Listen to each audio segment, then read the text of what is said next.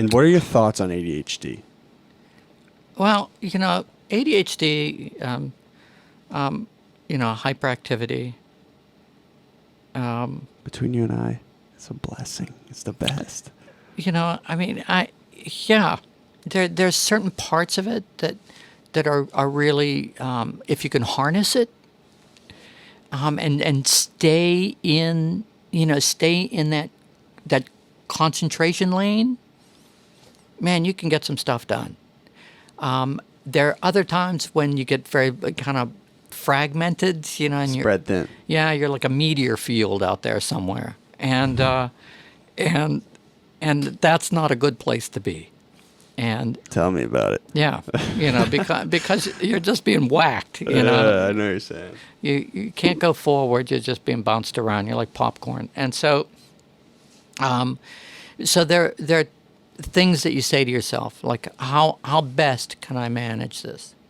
So I like getting up early when my mind is not already focused on something else, and trying to get as much done as I can close to getting up and early. The early hours are my hours, or the late hours. I was gonna say, you sent me a text at like 4:30 in the morning once. I was like, yeah. So this guy is like going crazy. And the late hours, because at the late hours, almost like a little bit of exhaustion serves you, because it takes away some of the chop. The inhibitions go down, right? Yeah. And it's like, oh, man, I'm just left cozy with myself. This is good. I'll get it done. So what you do, like anybody, is you find out, where am I good, and do it then. Am I a morning person? Am I a late person? Am I a person that just can only do this for 1 hour a day? And then I just take my time, look at my schedule. I find that one beautiful hour. And that's my hour. And I'm going to write something.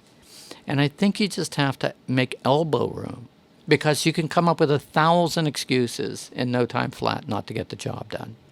And this is for anybody. Somebody who wants music, somebody who wants books, somebody that wants to paint, somebody who wants to dance. Any one of the arts, you have to be self-motivated. So you are talking to you. And you better know how to talk to yourself and listen. So for you, it's just been a discipline thing. Yeah. But, in the public conscience, and mind you, I'm not a journalist at all, but in the public conscience, ADHD is this massively frowned upon condition. But I think I've been able to do certain things in my life because I have a different brain than most people. Wouldn't you concur?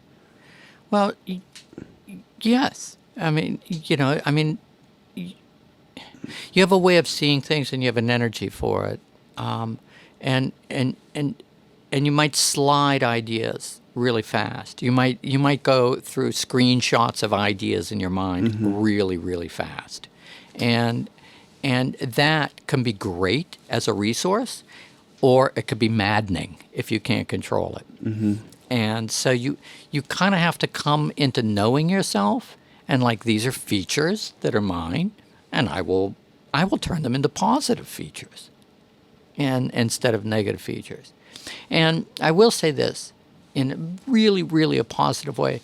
In schools, when I first started going into schools in, let's say, the 70s and 80s, ADHD,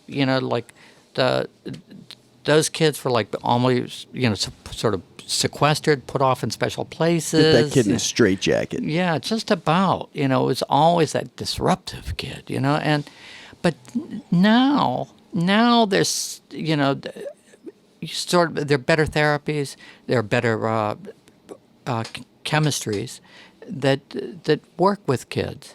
And more understanding that the kid is not just being like a intentionally disruptive kid, that that this is a condition, and you just have to work with it and figure out how to provide positive therapy and positive experiences so that the kid learns positive stuff. The Joey Pigza books, when I go into schools, kids come up to me high-fiving me all the time. There's a line at the front door. See, that's me, Jack Gantos, right? Yeah, that's me. That's me. I'm Joey. Kids will come up to me all the time. Except don't swallow the key. Yeah, don't swallow. That's what I tell them. Don't swallow the key. It's made of bronze. It's not good in your liver. No.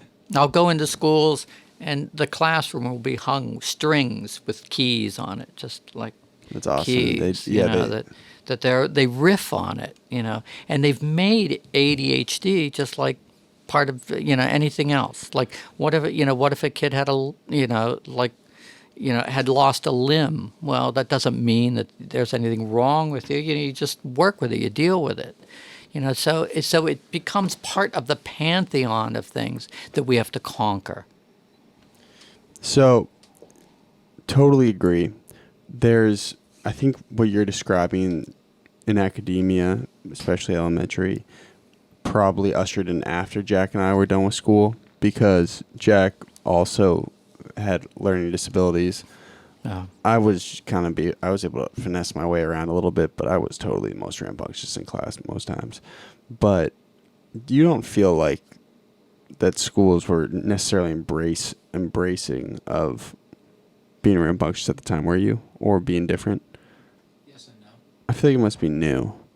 It was, it was half and half. Like I think our school in particular was supporting of people with that, but they still kind of looked at it in a negative. Well, it's tough because it's like teachers have to, they're a manager of a class. So it's like, how do I have all these kids that are the same, and then how do I work in this kid that's way different? Essentially. Mm-hmm. So, question,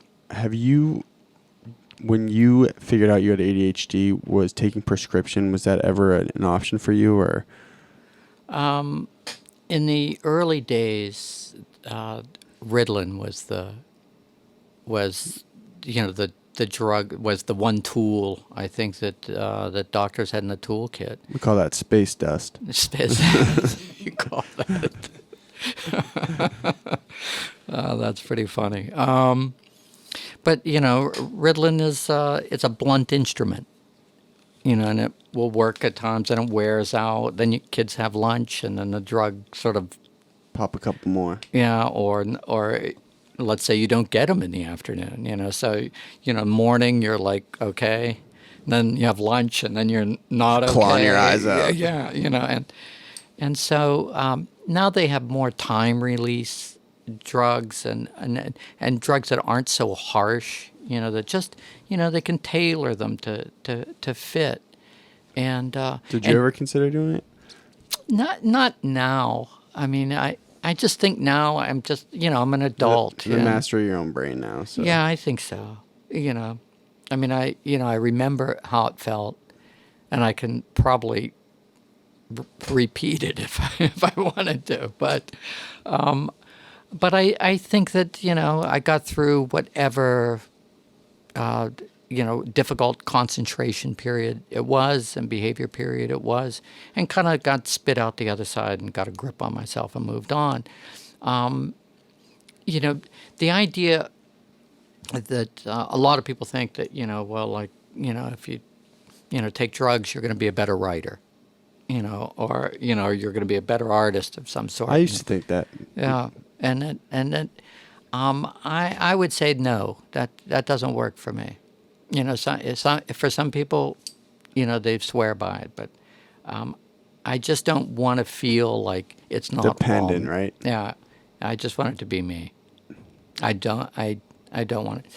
I don't want it and I don't want it because I don't think I need it. I think I would, if I used it, it would be like using drugs for me. Mm-hmm. It wouldn't be like taking medicine. Yeah. That would be a completely different thing. There are people my age that take it because they need it and it is medicine, but I'm not that person.